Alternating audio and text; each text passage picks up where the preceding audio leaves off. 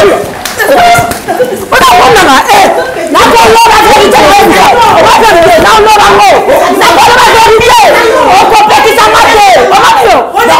vérité.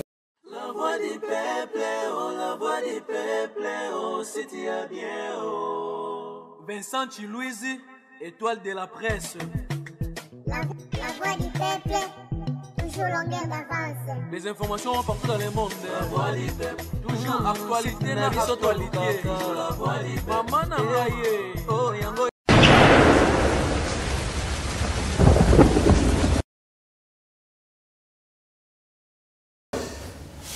Lokuta et Yakana sincère, vérité et Yakana escalier peu commis, c'est un adage où moi personnellement, d'accord, pour la première fois, pas artiste nous né en Bourana Bicho, Kofi Olomide, et ce adage la vérité finit toujours par triompher.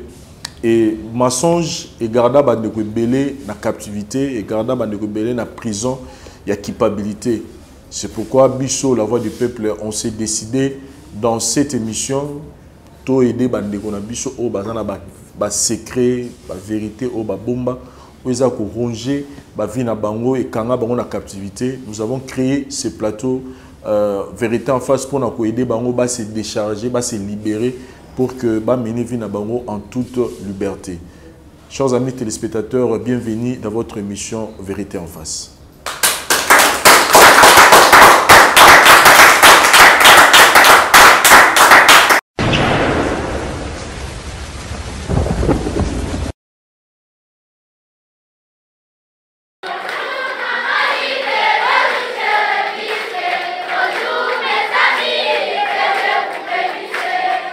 Derrière ce chant d'allégresse se cache toute une histoire, celle de ces enfants, des orphelins pour la plupart.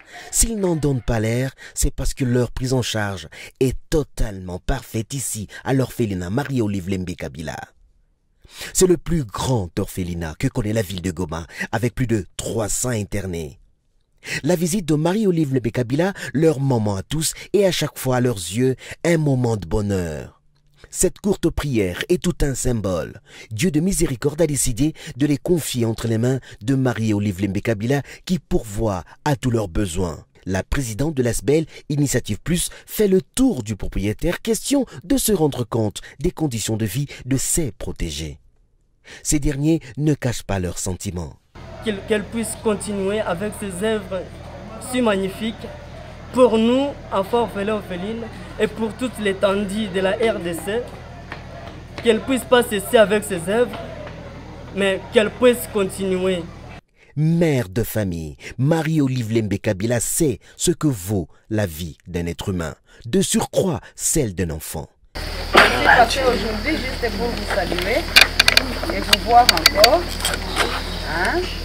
Oui. Je constate que vous êtes en bonne santé. Oui. Chose pour laquelle je remercie maman, hein? Maman Nafisa, notre maman ici.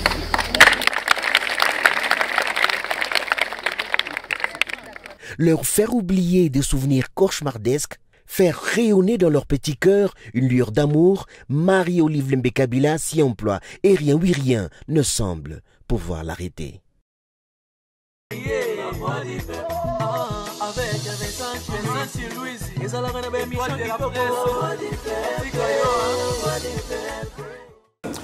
Voilà, chers amis téléspectateurs, je pense que dans l'émission Nabiso Yasuka, aussi la Gibongo, qu'on traité Kaya Maman Mireille, et Sophia, sauf imprévu, parce que depuis lors, toujours c'est la Sophia fallait à la région de Bisso. Il y a eu un travail où il y a en dehors, il y a caméra.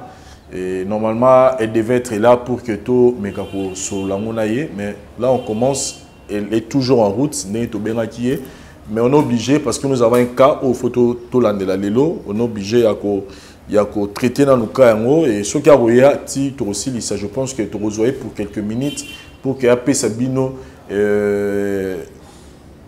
suite il y a décision toujours vraiment à maintenant une position dès que nous avons que vérité en face, le travail se fait aussi en dehors de la caméra, surtout en dehors de la caméra, parce qu'il y a même des gens qui nous appellent, qui refusent de passer ici, mais on traite les situations, les problèmes, libanda, il y a makambo, maman mora benga lelo, juste étant la zone Mazar qui s'est lobby, elle a un problème. Ils ont vraiment délivrance. Mazar a posé ça à la télévision. Donc, je lui ai dit clairement que tout est d'arrapé Bakaya Bongo. Donc, pour Sophia, le travail est salami libanda. J'aimerais que Yemoko aya pour que tout soit ensemble. Mais sinon, tout à l'heure, que vérité et triomphera toujours. Et le temps où tout ça la ramabé, tout continue à redémarrer dans ma bé, tant nous allons frapper, il y a des gens qui ont fait ça temps. Donc bonté en Zambé et ça la que même ma mission de repentance. Bonté en Zambé ils ont faiblesse. Donc tant nous allons démarrer dans ma bé moro, aux hommes que tout va bien, aux olia bien, aux autres aux aussi ma bongo, ma ramener aux marché bien. Dites-vous que nous allons faire ça temps parce que donc bonté naé ils ont illimité. Donc tant on est à mettre loi il y a sémence ne ba de kusuba ba loi carmera au frapper quand on frapper sur écouter qui position écouter la une position où il se retrouver donc tant au sala mabe dites-vous que il faut fouta alors tant on a nous mi fouter les lois gravité du cas au changer aux élo au moins malam pour la lelo tozana dossier moko comme je l'ai dit Madame Soussouto accepte à l'élection à la télévision, c'est pour aider les gens. D'ailleurs, c'est l'objectif même de cette émission. Souvent, les gens disent que Makambo et Penzanga la l'élection à la télévision. Et puis, surtout, on a ce que Makambo et l'élection à la télévision, l'élection à la télévision pour que tout le bateau peut-être dans une situation où on a un changement. Cette situation, je pense que tout au long de l'émission, vous comprenez pourquoi on a utilisé le mot au début de l'émission. On se retrouve juste après cet élément pour que tout yamba couple moro yo toza na masolo na bangolilo. Merci.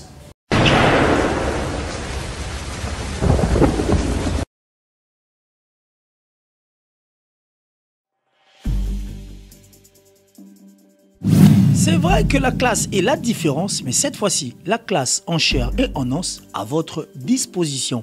Et c'est là à travers le Flat Hotel Tenasia. Le Flat Hotel Tenasia met à votre disposition des appartements équipés de chambres et suites avec un confort moderne. Une salle de fête moderne pour toutes sortes de manifestations, anniversaires, fêtes de mariage, réunions et autres. Pour ceux qui adorent la restauration, il y a un restaurant VIP à votre disposition. Un nightclub pour les amoureux de l'ambiance responsable. Un service traiteur de renom. Et pour ceux qui adorent rouler en sécurité et en luxure, le Flat Hotel Tenasia met pour vous une location des véhicules des marques. Le Flat Hotel Tenasia se situe dans la commune de Lingwala sur l'avenue Kalembelembe numéro 256 à 2 minutes de l'avenue Libération ex-24 novembre.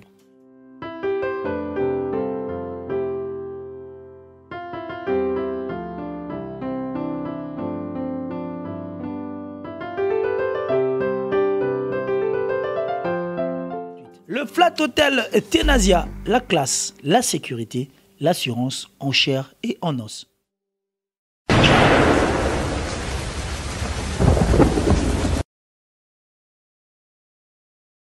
Chers amis téléspectateurs, nous sommes de retour sur notre plateau, dans l'émission Nabiso Vérité en face. Je pense que Bomoni n'a jamais mis place où to vandi sarabandeko ba la Rabiso ba situation bazanango. C'est parce que tu as mis couple Moko, monsieur Mayala et puis madame Jetou. Oyo tous en la poussa lelo to s'entretenir mukena bango. Déjà d'entrée de bord on a expliqué na bandego au barota la biso c'est que tout cela qui n'a papa na biso Mayala on a rota lisaye raison d'être né à on a plateau na biso concernant Vinaye na madame Naye. Bonjour monsieur Mayala. Bonjour papa. En tout cas, tu peux surtout merci parce que tu as accepté la condition que tu posais pour situation où biso tozana moi partie de la partie à vérité pour nous resungayo. Merci naninge honorer biso pe na présence ya madame nayo. Déjà na yebsa la bandoko ba otala biso que soki tobengisi bino awa eza parce que vous avez un problème ya kobota na couple na bino.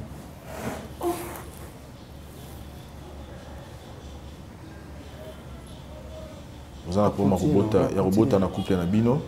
Et maman nanga chez tout, on a quelques informations où il faut servir bino mibale pour que bo soit solution ya problème ya kobota na bino.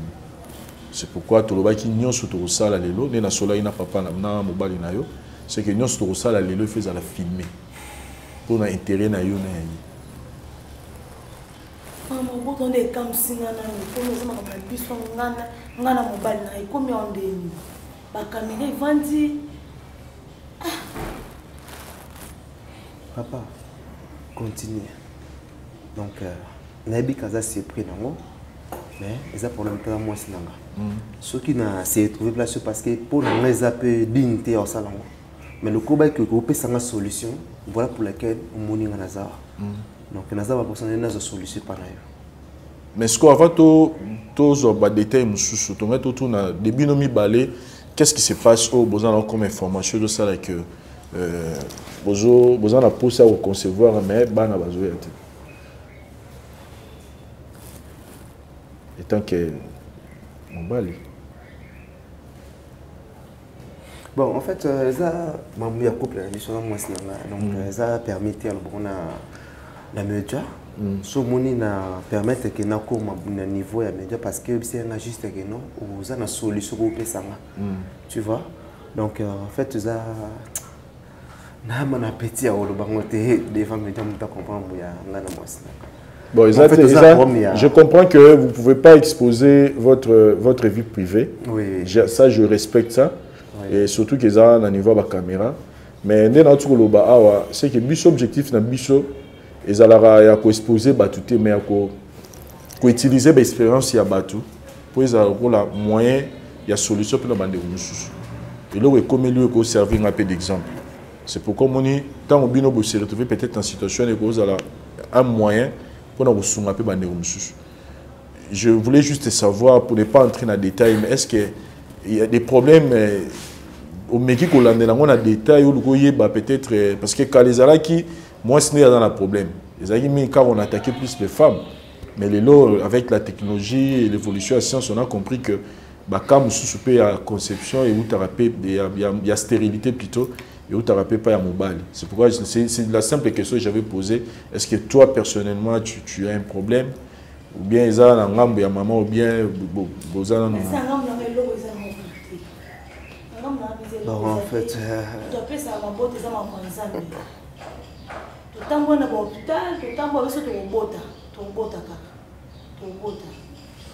bon, en fait, c'est ça que non. Mambu ya bota ya couple nanga. To mekai ko sabe fort au sala to ko par exemple nzamba sala ka par rapport à temps où ya linga ça pour na batu depuis to ba na madame ça fait déjà beaucoup de temps passé il y a pas beaucoup de temps il y a des années mais vu que tozo zona moi naté tout trouvons normal parce que te bin moment on a besoin moi am souper sala ba 8 ans ba 10 ans ba lota et puis le lot voilà mais ce qui est important pour bon en fait quand nous le bic non to mbouya to mais on peut ses enfants na couple na sobota la biso na konani madame na ngate ki nta sobota te tonga parce que là déjà na ça na moi madame ayebi mais ya ngote que la risque non na ko aux en réalité dans ce par rapport à robota tu vois yo déjà téléphone ali OK mais ngote là ce que madame na ngabota donc tu peux savoir que nous avons fait ce cas. Nous attendons jamais quoi. Et nangambi ya maman Jetou, au lobby, aux un problème morté. Et tu as eu l'état à consulter s'il vous plaît, coupez ça, madame, nos micros. Micro, OK. S'il vous plaît.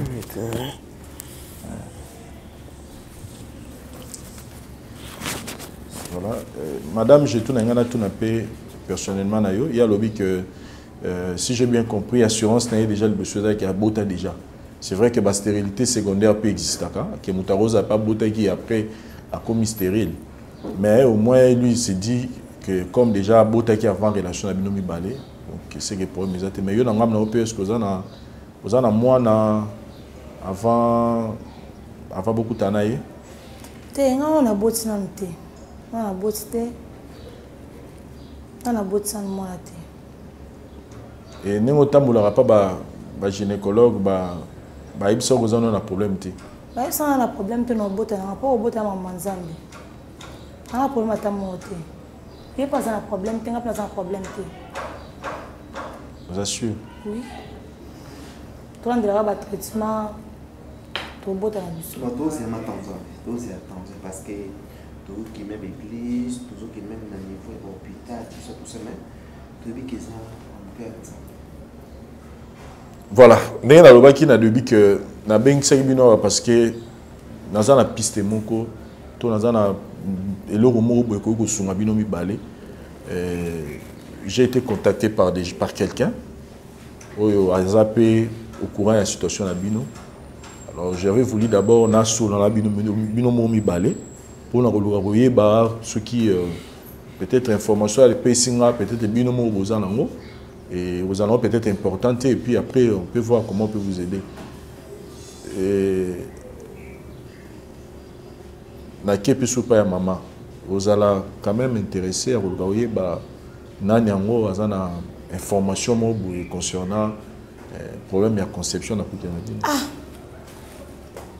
nazana besoin non nazana besoin non pe na ko za pe na te po za ma ko bote o zo mu za maman Nzambe. Non, en fait, ceux qui n'ont pas le ballon, on va dans la cantine. On va couper la main, on va se mettre dans la bichon. Donc, on a pour dans la girafe, on a quelques balles. Mais ça quand même pas la personne famille n'a pas pour dire donc, ceux qui ont déjà qui nous ont montré où ils ont couvert ma couple la bichon. Je dis pas famille n'a pas et puis on a évité. Ma famille n'a pas. Un témoignage, c'est bien, tu as bien expliqué l'émission à Libalaté, mais et ça rappelle-moi bien, un témoignage, papa, il se comporte comment? Il y a des mobile, mais pas nayo, na famille, tout ça, vous avez des mobile faut louer mon tout temps à vivant. Mobile en bien, équipe famille nanga, dans un bois balanga, c'est que azonga rato vandate. Tous les gens qui parlent famille, la famille, attends ça balai qui n'a c'est que tous les gens bien.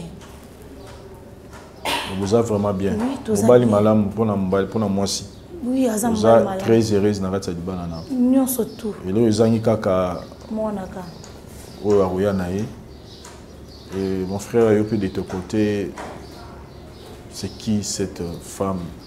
Oui, Bala, maman, j'ai tout. En fait, quand on a surpris, on va les empreintes que les gens ont la vie sur donc. Les gens répondent pour les alliés privés. Mais que madame Nayo, même tout le monde en haut, il y a ta qualité Nayo, tu es un homme responsable. Madame Nanga, pour moi, Aza est une bonne femme. Pour Nanga, il n'y a pas de commentaire. Mais puis, quand moi, c'est vraiment pour la vie. Sur le niveau, il y a parce que je vais tomber sans l'air. Donc, pour nous, là, ça plus mieux. Et vous êtes heureux dans le bas, non? Oui. Elle vaut, comme né Bible et l'Obam, tout le monde le wabi, n'est-ce pas que je vaux 10 enfants? Et tout le monde le barab, moi, c'est mon rêve de botaté, n'est-ce pas que je vaux 10 enfants aux autres l'année. Donc, voilà. Et bisoto. Neto Psaibino, ils ont moi structure auto-créée pour aider Batu, bah franchir le kuta mensonge, to pesa un peu n'attendre la vérité en face. Dans tout ça, but na biso la vérité sur les bani de permettra tout la solution. Zara mtazo bela ceux qui boyebina cause la maladie te boyebate qui sini bo komelayi. Donc c'est pourquoi biso to ben Saibino mbalé na rosenga na bino bo pesa temps. Na maman na biso jetou na papa mayala na osengaka bopesa moto wana ye temps boyoka ye eloko nini nanga toyoka ye so eza mpona mama obota na biso toyoka na biso ye. maître na osenga ofungolela biso porte pour que tout yamba ndeko oyo il s'est dit que azana solution il y a problème oyo couple na biso eza ko traverser oui ya kota na kota voilà c'est important pour la biso au fanda na yo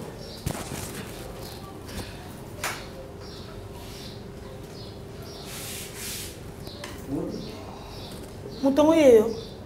Oui, il m'a contacté avec biso. Yo la linga susu a. Ba jeni bosa sanga. Na ba jeni bosa sanga yi. Bima. Eza ba GT. Ba jeni ni bosa sanga. Eza ba GT, eza que il s'est dit que azo détenir ba information moko. Information ni ya ko pesa awo. Information ni ko pesa. Ko kiko sunga bino mi balé pour que ya ka leki yo ko sunga na nini? O sunga na nini? Donc tu vas d'abord Azan nani Azan de kolanga moi si petite sœur nanga Lekinayo oh mais ce que Lekinayo c'est pas j'ai bosa sanga si qu'on a dit je tout oh kama non ils sont kama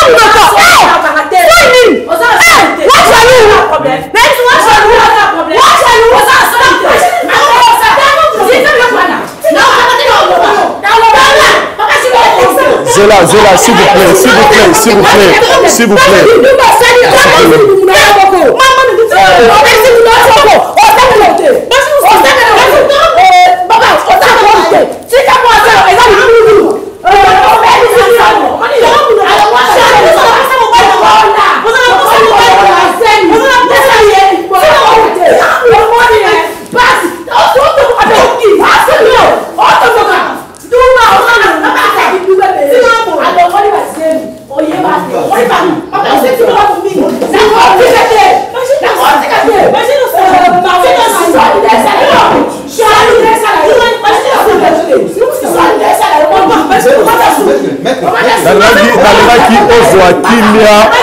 Nangaki ozwa kimia nangaki ozwa kimia toyoka ye nanu yoyoki ye nanu te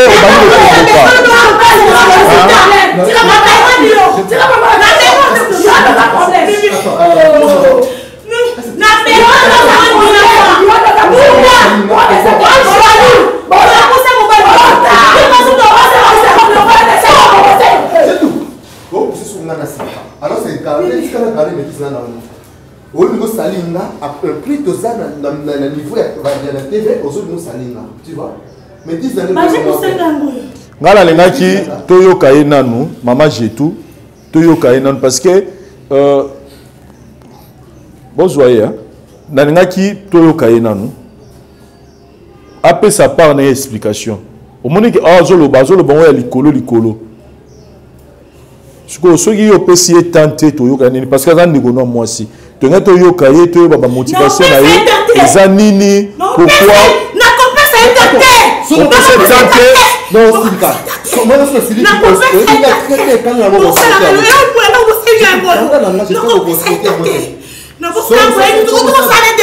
faire quelque chose au mais comment juste bébé on doit pas ça maman dans assemblée na maman la maman c'est jaloux donc bah c'est pas un biso na parce que j'allais ah non on peut ça être biso le qui na yoka ye to yoka ye nini o ya linga lo parce que ngaso na komi ah parce que na ki na respect ya journaliste o ben sina awa comme ça il y a une solution ya concernant couple na biso du coup na moi blessé linga Monica mais to yoka ye. Et puis je suis très désolé. Non, yo kaete. Si un problème. Non, koyo kae awate. Awa pesa ko yo kaete. Mais sikoyo, est-ce que yo mo lobi ke bozaki na débat mo bino mi balé na ye, débat mo ezaki nini kasi to ko yoka. Na ebisa mo na sanda mo na ngate. Il faut bima na ndako nanga. Débat bozaki na ngo yango. Oui. Sikoyo yango ya yo ko inventer makambo. Na komona te. Oza sûr vraiment na ngo. Non, sûr na makambo aloba. Est-ce qu'on peut permettre biso rose maîtrise permettre biso tozongise a on a plateau na biso to yoka ye na to ye pas ça version de fait na ye na misu ya mbali na on peut permettre biso non yoka été nakoyoka ete nakotika loyoka ete chef s'il vous plaît yeba tokende noyoka ete respect na pesi parce que ce mot na ye na ye boy pour na pesi respect na pesi na valeur non ko senga na yo donc yo permettre que zonga na ndako parce que moral de bébé moral et baby yo to katana s'il vous plaît to sur la derrière la caméra.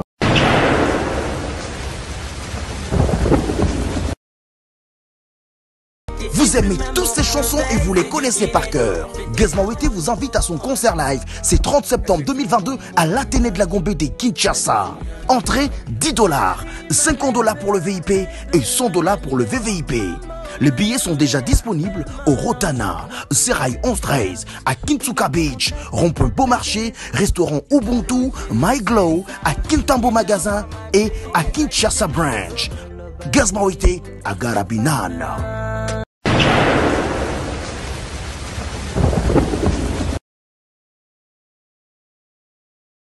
Nous sommes de retour on a plateau Nabicho pour continuer le problème autour de et c'était important pour tout katana nous pour que tout mekaro solo là comme je disais na maman nanga Jetou il y a ma base là-bas peselo rapport na sima mukongo na yo to ba lo makambo na sima mukongo na yo ya yero lo makambo et concerné bino mibale et c'est vraiment important au yokaye parce que so yokaye tant sous oya oloba na mba na yo oyebate oya yo bisa biso to bité que toujours à 100% vrai to lingi to yokaye comme ça yo pas sa part de version na yo et to yeba retirer ba conclusion pour to luka to yeba vraie motivation na ye eza penza nini oya ko ayeko luka biso parce que yo na ye boza bandeko azak petite sœur no ngo lobi ya zamba na yo biso to zana te pona opanza mais tant une information moko elle insiste que azana pour ça loba yango c'est pourquoi tu insistes.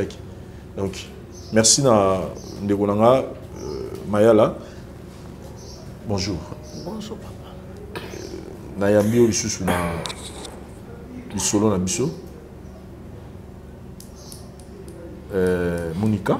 Oui. Yazanani. Yazanani. Yanayo. Yembanaye. Ok, c'est Meki. C'est Meki. Ok, je vous comprends. Pourquoi, premièrement, quand c'est propre, vous préférez vous maman Kambo pour pourquoi pas vous gérer en haut? Pourquoi tu n'as pas préféré gérer ça entre vous et tu as préféré que Misso, vérité en face, tout soit charge? En tout cas, papa, et ça la rappelle. La vérité.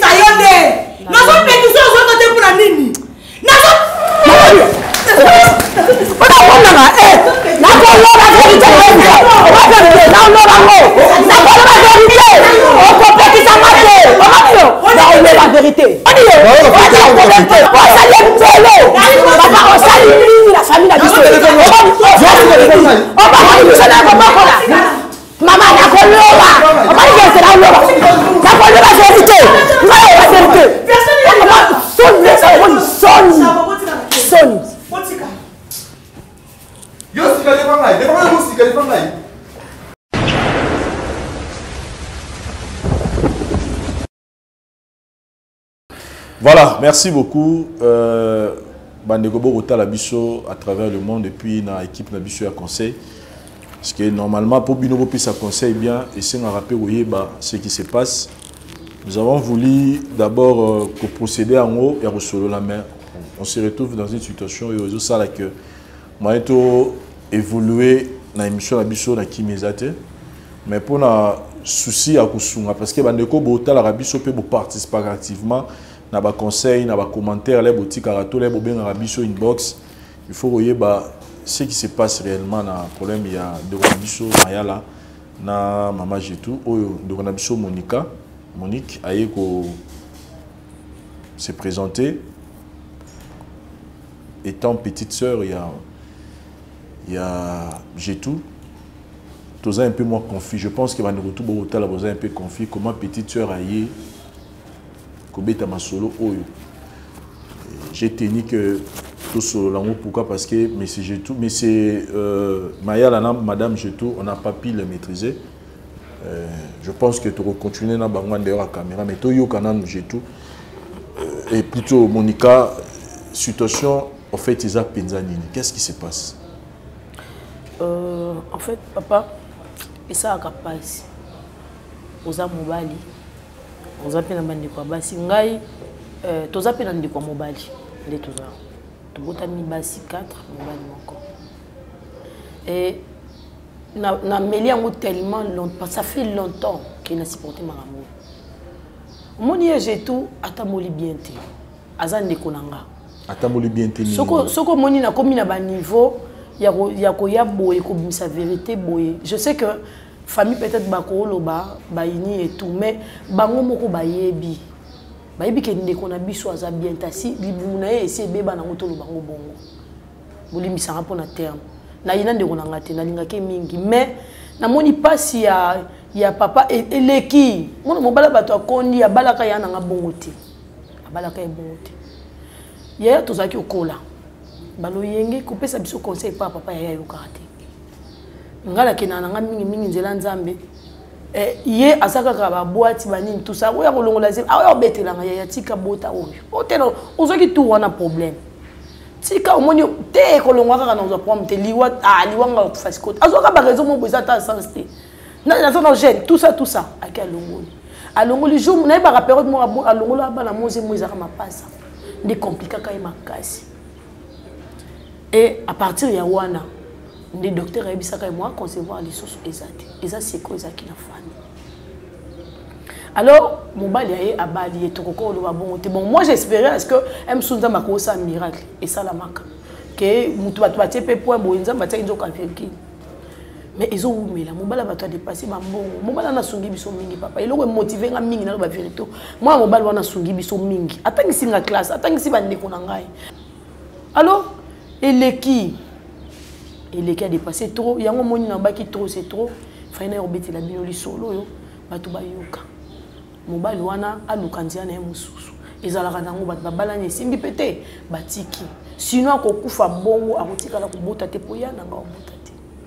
Vie basée mi alongola longola. Vie basée ma longola. Et toi tu penses que beau frère na yebi solo wana te ya ke ndona mwasi alongola basée mi trop compliqué na passé na ye. Ayebati.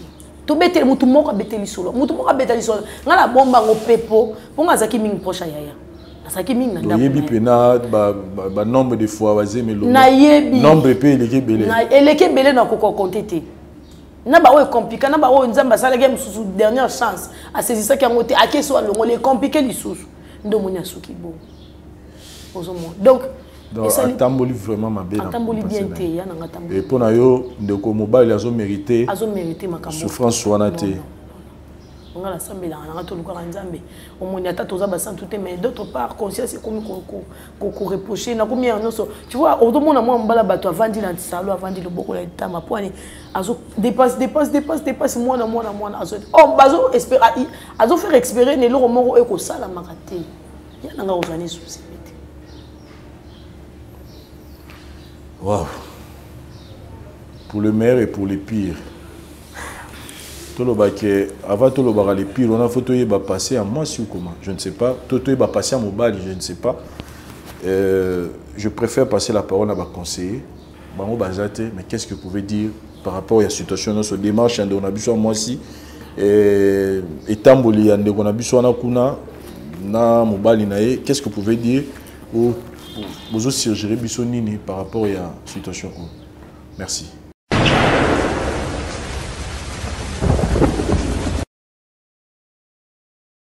Merci beaucoup, Cordon, pour la parole. Psaume chapitre 15, verset 2. Bible lobby, Soko Tamboli na Bosembo, pe lobby vérité, Nzela na Yonyonso et Kozala Polele. Je ne condamne pas vraiment 100% kaka maman ou ato qui n'a pas mais je condamne tout ce qu'on a besoin moi sur Fandi parce que vous consommez les soum autant moulaï. Cela veut dire nayo na famille nande quoi moi si vous les soum vous consommant qui notant au monde que les soum est tondi yo donc dis moi quoi voir et salinga penza pas si comme on a mutalongoli basé mebele et mobile moko ko ya victime nango des fois on a c'est pela ton nazo quand il s'engage c'est on a mutema nazo raisonner que ma ekufela mbo mpanda melango ezaka solo vraiment parce que ndeko na biso mobala yebi lo côté azimoni kaka mwasi alingi ye mpe andimba fanda na ye elelo tala conséquence ndenge ezonyokola ye. Or la femme en question ayebaki déjà kende naza boye nazala na problème mpona masumu nasalaki. Cela veut dire sala lisumu mo boye mpona ye moko amona eloko neti lisumu wana eleka nango ye mpona ye aozela nzambe akosala.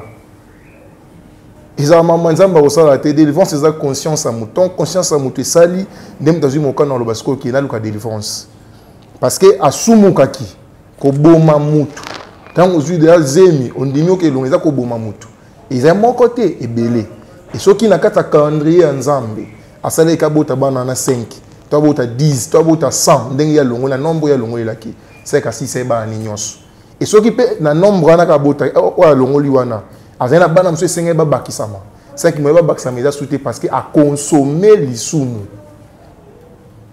bana wana ya longo lelo bana na mpe baolela lelo bakokoza banani mais ya ndimi alongola yango bondimi tika naloba bongo excusez nga donc ensemble bondimi bosupporter baréalité wana nyonso lelo tala conséquence place ememi biso oui bakoboyana mais ye moko sikoyo la femme en question est-ce que aza na conscience wana kifo naluka nzambe mpona zwa délivrance nanga est-ce que ye moko aza na conscience wana ke nakobota susu te solution suki etikali ndenge eza nzambe je ne sais même pas.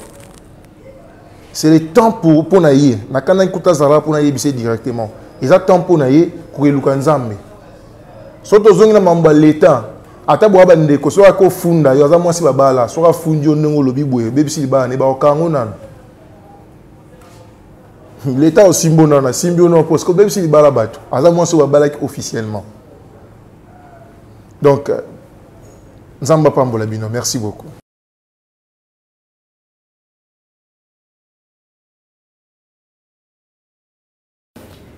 Merci Cordon Tulus pour la parole au Pessinga. Merci Nabalande Nabiso ya vérité en face Bisika Bozali. Tozali longo tozolanda lisolo oyo ya passe ya mawape yesengo. Ya mabe eza kozanga transparence na kati na libala.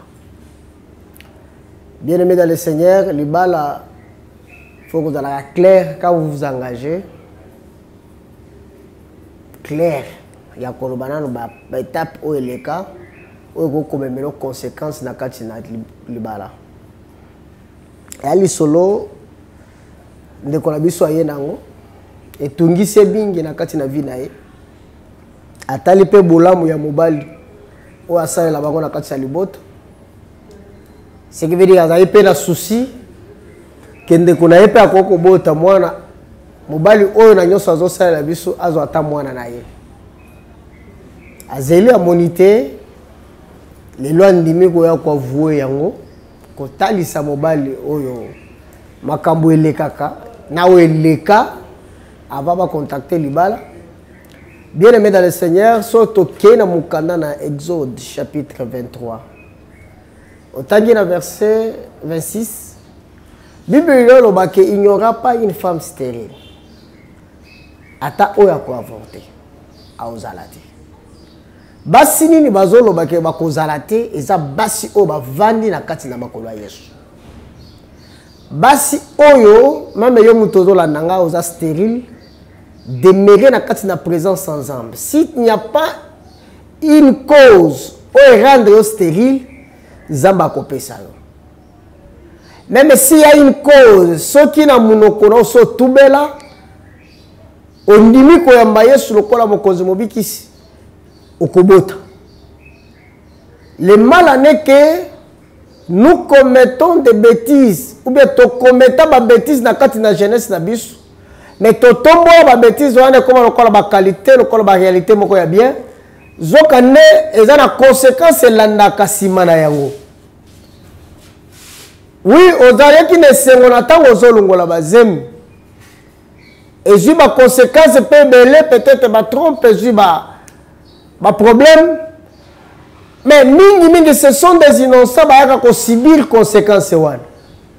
Bien sûr, ozobotate, ozolongola bazemi, Qu'est-ce qui fait que makambo wana comme na vie il faut que zonga sima otali makambo oleka na kati na ba période wana on comprend qu'il y a une conséquence cause peu ezali ozo sala que e comme na niveau wana bien aimé dans le Seigneur na ka ozo vivre et si réellement cette dame a solo mobile na départ atali sa vie à vivant parce que belé pe basala yango mais tango ndimi ka ko toranda kwa libala bis ngande ngozo zonga boy nalanga mo sandumba na sala bisala sala na ebité et si le message accepte que non ce que tiki vi wana to ko vanda malamu nzamba opesa biso bana à ce moment là dès que lobi yango na kati na yo vérité bimi obandi ko kima na mabondeli nzamba opesa au moins mais ce qui otikali ovandi kimia mutu moko souffrir azo s'inquiéter mais yo moko yebi raison pour laquelle ozo sala likambone comme la yo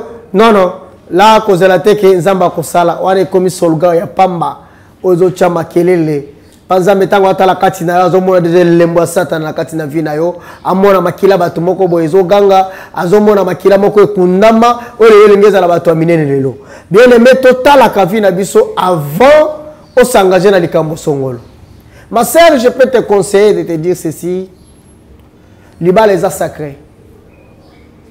Natang ozona malikambo na libala, il faut que tourner langue na yo plus de 7 fois. Est-ce que tant ozo salango c'est pour le bonheur mais ozo créer trouble la kati ya libala. Lelo ato bimisi vérité, trouble côté même pas mobile, trouble côté pas de konayo, maintenant on ne sait pas comment les gérer parce que oyebi ko orienter makambo na yo te. On participe qui ceux qui yo famille, aux qui pe na situation oyo, moi on azo sala ba bêtise, aux autres qui mobile moko ayé, oyo yebi bêtise moi on sala, ou lo fongole de konanga, moi nanga oui, azala mobilité, abala pété, mais via le cas na banga que yo ko kutana la conséquence songolo. Mais tant que zolo bango to zimongo libalo lié au lati au sali bo moyebi ko tinde pave mutazo kanseka sumi mutu kezala na moteur zoka ne batekele pave comme mutu ka mobimba mais bien aimé na tango longo la bazeme zo tikele pave yo mutozo landa biso keba otangisa makila même yo mosi tango longo la bazeme bote zo kende ça le savoir yeba eloko ko sala na vie. Ce que vous avez banga pe contact ya mobile parce que contact deuxième yaka. Tant que vous avez le CD vous avez posa zemite mais boya pe ko bimana mobile parce que vous avez posa ko botati. Bien aimé dans le Seigneur, avec cette situation Zamba asunga biso tolanda couple sika bakei so ba ko linga pe lisusu tozonga lukume ko zonga pa na Zamba. Sinon il y a un problème moko très sensible oyo to ko luka to sécuriser libala ceux qui Zamba ko sunga. Mais ya mutuya ndeko na biso esika azali atoko landa kabiso fungola mutema ta délivrance no koki zongisa conscience ya bomoto soki ya solo sala mabe zonga na kati ya makolo nzambe parce que lobi et pas na ye moi si akosopaze mi akozalate au peu akozanga kobota akozalate azana séance apesa biso to ale loko ya kobanga lisusu te kodo nzamba pambola banda biso nyos bozolanda kolo apambola bino. Merci.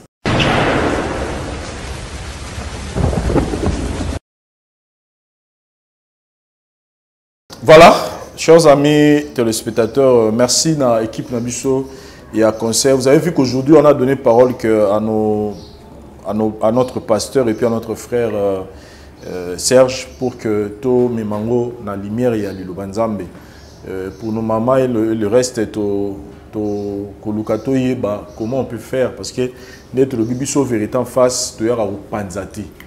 Tu permettra une vérité sur place pour que tout le monde il y a qu'on réconcilier Batu. Donc, biso, tu es dans la position en terre, il fait koufa. Parce que Nzambe, pour la de délivrance, d'abord, il faut la repentance. Repentance, il faut que tato là, ma camion soye biko sala ya mabe. Ce n'est que comme ça, ne moutoro espérer délivrance. Donc, quand tu as encore des choses que tu caches dans la vie na yo, délivrance est royauté. Quand on dit que tu es délivré, les gens qui salité. Bazuma et Basokoli a commis propre.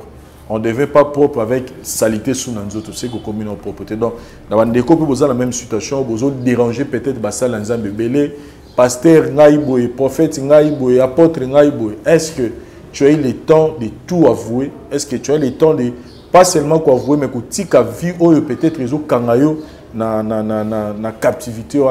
C'est vraiment important pour Nabiso. Et moi, je pense que ceux qui m'ont sur Ebani, Dieu a la capacité de repérer ça. Nabiso, moi, ceux qui kaka animi pour reconnaître l'erreur naie et puis ayebi ko zongana nzela ya malam. Mais n'engana tout na Monica, question mo yelinga en esprit. Depuis tout ce temps, yo yebi vie à sœur na yo. Yebi que sœur na yo amenez moi sale vie kolongo la bazemi, alongo la bazemi trop compliqué tout. Mais avant il y a est-ce que tu as eu quand même le temps il y a ça peut-être parce que ton objectif si j'ai compris c'est ya koyeba kipo na kuluka beau frère na yo azane formé na vie à ndekona moi. Mais est-ce que tu as eu quand même le temps il y a kosolana ndekona avant tout comme Bien sûr que oui. On a suffisamment eu le temps il y a kosolana.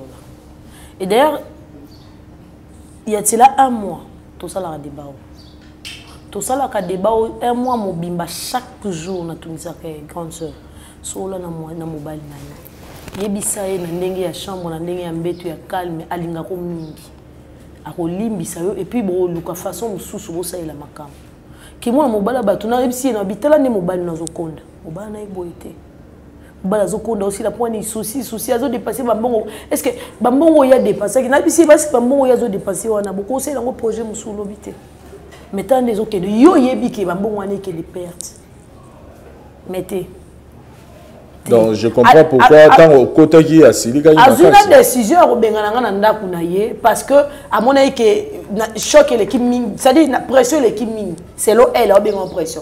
Or moi je voulais est-ce que allo peut-être vérité ndenge bolingo mon avis mobala lingaka a olimbise kaka bon a ko limbisa c'était ça en fait mon souhait mais azala ignorante il y a vérité à passer à yana. Mais elle est là soulevé un point le but aux âges jalouses naïe, il y a des balles naïe, tu inventes des choses faux.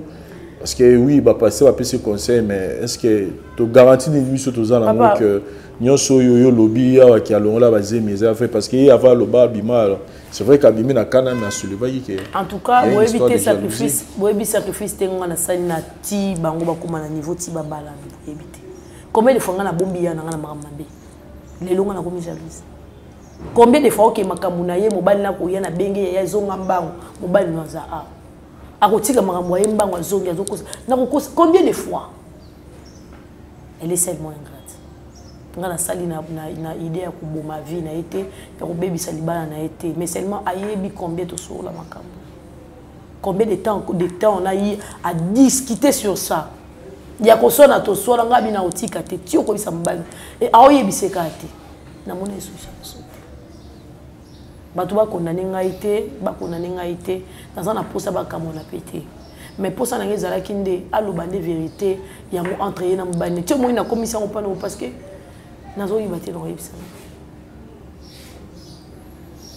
Voilà, merci beaucoup Penayo ningo accepta ki to le kisango boye parce que c'était pas facile, je dois avouer. Yo linga même tout ça na auto benga bino kaka nous on a tenu que toté ya bandeko ba kotala bisopé. Merci. Biso, la vérité en face de Tikali, comment on va s'organiser dans le pasteur pour qu'il y ait une suite par rapport à la situation. C'est un problème. Il y a solution. Et en tout cas, on vous promet dans nos prochains numéros, vous aurez une suite par rapport à la situation. Et nous ne terminons pas encore cette émission. Aussi, si problème n'a mais on me signale déjà que Sophia Asakumaki, Dozo Sophia. Et puis, Toyo Kaye, par rapport à travail qui en dehors, il y a caméra. Merci. Toro Lukao, les sous pour que tu continues pour l'émission. Au va nayo, par exemple, ça, tu as l'habitude de moi pour que tu aies une émission à l'émission. Merci.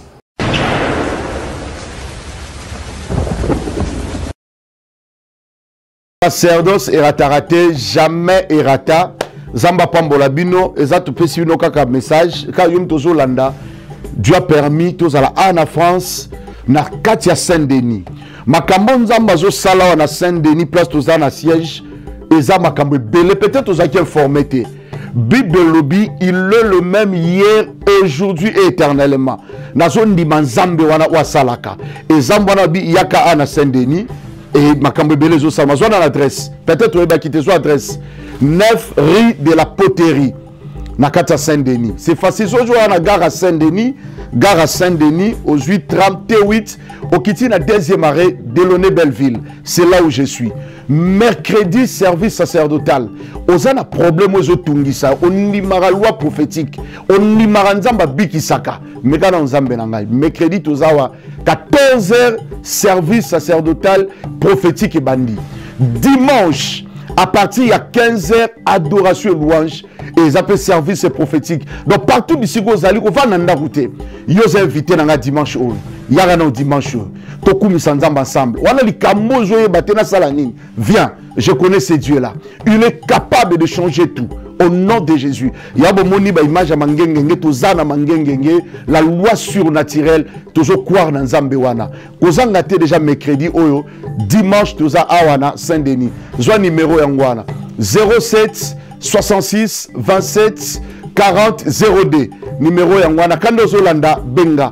C'est votre frère, Père Conde Israël, sacerdoce et raté, jamais rata. Toza présent na Saint-Denis. Donc na Saint-Denis, ma kamine les salama. Zamba pambola. Nazala message à mukuse yon tozolanda kozapete ya mukuse. Message à ngoza boy. Nzamba ebisinga na sambela pona ba aîné de la famille. Yami balé na sambela pona ba maladie aussi la te. Yami satu na sambela pona ba blocage. Mari de nuit, femme de nuit, force nyonso. Nzamba pina schéma. C'est simple et si là. Adresse na pression. Jusqu'au numéro 07 66 27 40 0D. Quand vous êtes allé quand ils ont azarté, mais quand on zambenanga, nalobi sacerdoce c'est raté, mais quand zambenanga, après singa schéma. Et quand nous zolanda, miracle nzambe salamelao, bengara na suka. Tozalia mercredi 14h séance à Royambe Bandi. Dimanche 15h il y a la famille na yo. Zamba pambola yo. C'est votre frère Père Conde d'Israël, jamais rata. Merci.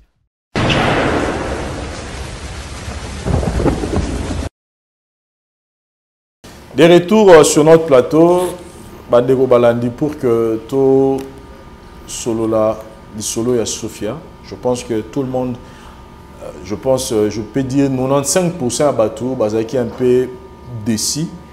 La réaction à Sophia par rapport à la décision à Zouaki vis-à-vis à Maman Naye, Mireille, qui malheureusement n'est pas avec nous aujourd'hui, suite à un empêchement où il s'allie vraiment que moyen les lois à Nabissoa.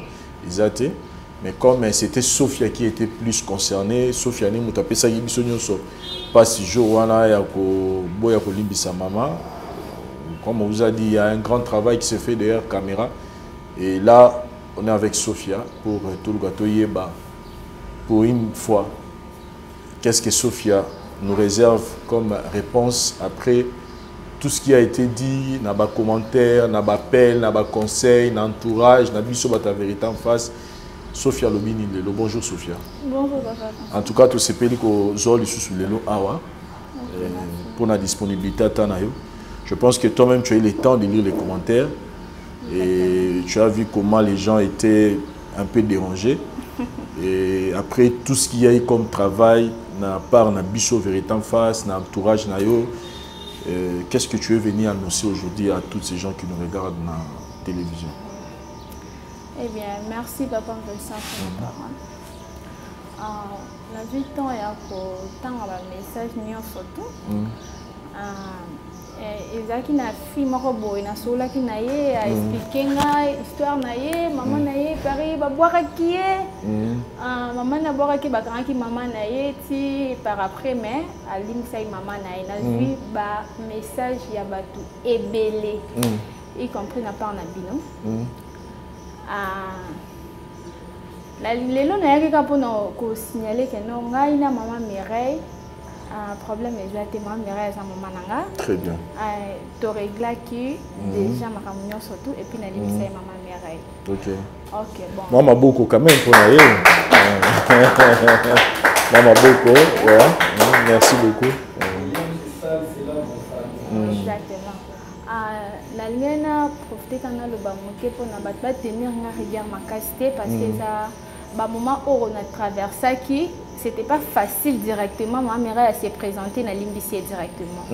Donc avec le temps, nde nazwaki temps ya koréfléchir nga mpe naza mwasi et soki ezalaki ngai donc na ngai nazala surtout que maman bwakaki yo na balabala ata atikaki yo quelque part atikaki yo na adresse topesi raison te mais effectivement mais oyo elekaki nzambe kaka nde ayebaki yango donc maman Mireille aza maman o abimisanga na mokili.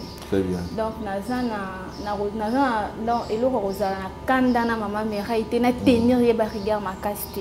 Aza mwasi o amonaki eyebaki ye et nazwaki temps ya osola na ye à part ça tokutanaki tosololaki et to nalimbisaki et puis ye pa limbisaki ngai nde nazalaki un peu dire liboso ya caméra. Soka ayete suite ya azo sala ba démarche nanga yango ayeta siskis. Voilà. Donc tu peux nous rassurer, non plutôt on est rassuré que tout va bien. Chers amis téléspectateurs, j'avais pas voulu que Pesabino suite yango na mononanga moko sinon ngeza apena na impact tene na qui Sophia qui ngala rolo banango mais ça aura pas beaucoup de l'impact pourquoi parce que yone mutu tenaki jour wana na la décision na yo donc ce qui yo mutu oko pesa biso suite wana na monono yemo ça la bien mais moi je vous confirme encore que Sophiana maman Mireille tout va bien c'est ça en fait le travail de Vérité en face toyaka vérité bima pour que nasuka batubaza la réconcilier boye mais je voulais juste accorder la parole kaka na pasteur bienvenu pour na relaxer biso un peu pouvoir puissance et pardon na moto a limbisi na moto azoba ko limbisa nini ko ko la bango na sima juste quelques minutes et puis to yeba aussi ça même chose. Merci.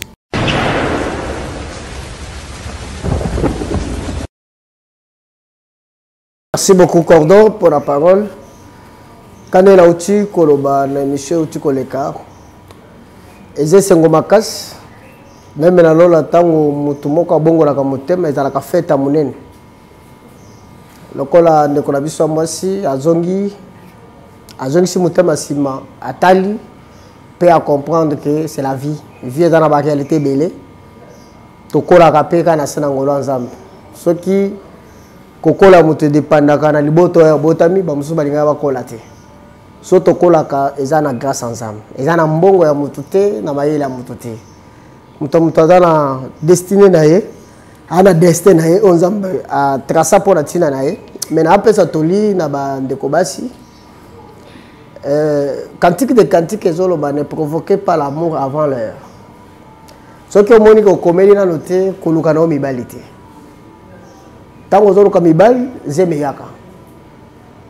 Parce que bato belé bakutana ba situation ya kobwaka bana o sikombala tsenga zemi na ko kalisusu te la responsabilité de la grossesse revenaka na bato mibali. Alors ce qui moko akoki ko sala ngo te yo muto tika il faut en charge wana pour na kokolisa muto wana malamu. Parce que les gens commettent un rêve et belé, donc la juge il faut que mobile va soutenir du début jusqu'à la fin. C'est votre responsabilité. Et ça responsabilité moi si, et ça responsabilité ya mobile parce que binomi bande vous avez pour ça conformer mutu. Tant que vous avez pour ça conformer mutu, il faut assumer que mutu wana lia, mutu wana kola, mutu wana lata, mutu wana tanga classe. Mais c'est arrivé que so boti no malamu que ko zo mwana boaki to que ko sundure quelque part, ce n'est pas bon. Ça c'est pas être responsable. Mais tant qu'on connaît nos responsabilités, tika na vie wana, eza vie mabe, ya konyo kola mutu musu aza innocent, azalaki na ba sentiment na ote, tant qu'on sala ki yango azala kité, mais oyo ko créer les problèmes pour akola la souffrance. Mais ndeko nanga mwasi, merci beaucoup. Pardon, eza puissance oui, ezo libérer mutu, culpabilité zo bima na kati na vie na yo, et puis eza bazo fungola page ya sika. Tant qu'on zo ba kosali mabe faut kozonga ka rapidement. Ya kosenga pardon, yo pe mutu azosenga pardon ko kangaka motema te. Sinon ba oki tilo charge ça le savoir. Tango zo fungola pe motema olimbisi mutu ala o se dégager, bozu mekumba oya mulili bobwaki yango libanda, bozu siko lumière ekota na kati na vie na bino. Yesu yemoko alobi que je suis la lumière du monde. C'est ba o bandimeli kati na ye batambola na kati na pole. Bien aimé Paul batambola ngo na lukuta te, batambola ngo na kimoyibite na koinate na haine ya makasite Paul eza mutu azovive na sana boyenge ben. Merci beaucoup Cordon to pamboli nzambe na oye salami sans zambete to nga to récupérer de la biso moi cité sans zambete ça ba conseil na binote sans ba prière na binote sa confiance bo pesi vérité en face te mbele tozi o tozi le loté mais tozane sengo makas ndekolo apambola ndekolo biso mwasi makambo ya libale kende liboso zela mama na yalekaki yaleka yango te lumière etambola na kati na bomoi na ye na banzela na ye nyonso na libala bisika nyonso akozala nzambe azala na ye. Merci beaucoup.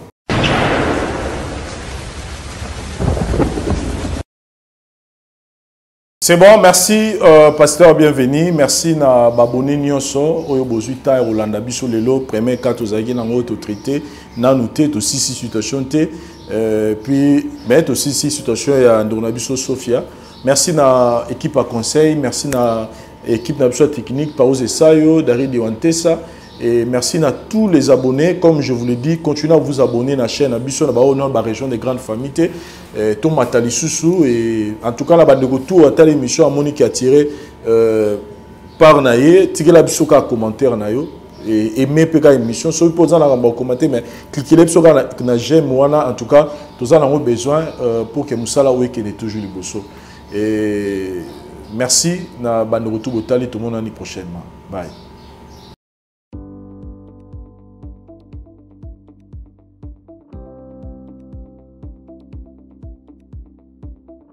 Mbote na biso bandeko, ngai docteur Pichu Tondele, dans la pharmacie et formation, dans une formation à l'université à Kinshasa, dans la faculté à pharmacie, et puis dans le master na niveau ya université Marien Ngouabi, puis na niveau ya Canada, na transformation des agro-ressources et puis préparation de cosmétiques thérapeutiques naturelles.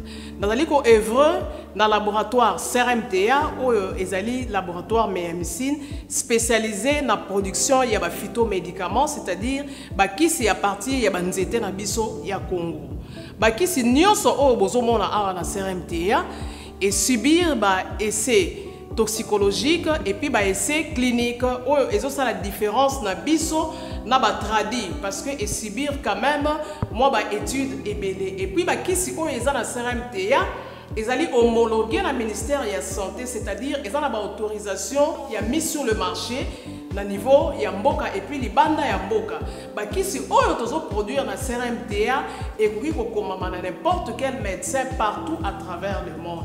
Dans le laboratoire CRMTA, nous avons deux branches, branche cosmétique et puis branche médicaments. Dans la branche cosmétique, nous avons dulci au collagène, pour ça il y a un sérum, un savon, pour le traitement il y a un tampon, un ndouta, un ride, une poche et puis un cerne. Nous avons dulci réparateur, pour ça il y a un sérum, un savon, ou associé gel douche, pour le traitement il y a un bouton et puis pour réparer le poissonayo. Nous avons dit 6 cheveux, pour ça les lango, huile nango, na shampoing nango, pour le traitement des cheveux abîmés, des cheveux haut et baby, des cheveux colorés, ils allaient ko botisa sukinoki et puis ils allaient ko retarder repousse ya ba cheveux blancs. Tous appels na parfum na biso o to sali à base ya banzete na biso ya Congo.